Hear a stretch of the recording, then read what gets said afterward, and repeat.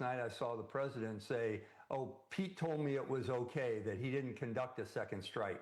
Well, that's easily disprovable, because if there were any weapons used against these boats, they were filmed. They have to be filmed because it's a laser paint of the ship.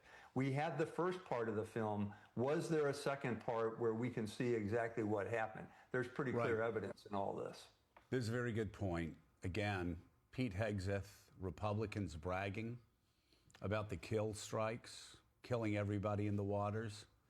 Right now, it's a dangerous time legally for Pete Hegseth. Yep. It gets more dangerous if he is spending this time furiously going around, trying to cover it up, trying to make phone calls. I'm not saying he is. I'm saying this is when people really get in trouble in his position. This genie is out of the bottle. And that's why nobody has said that President Trump knows what was going on, but they certainly have said Pete Hegseth delivered the kill orders. And so now if Pete Hegseth is going around trying to cover this up, this is when a situation goes from being very dangerous for him to being even more dangerous. So it is there. The evidence is there.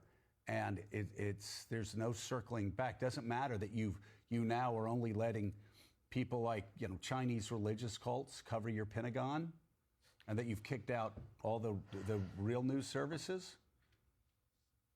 The Washington Post, the much maligned, let us say, Washington Post, over the past 6 months, broke this story, and the evidence is there. The names are there.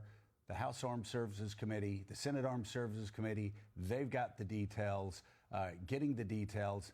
And how interesting, the Democrats, when they released that video a week or two ago, 3 months after these kill strikes and the kill orders, the alleged kill orders, they knew what was going on.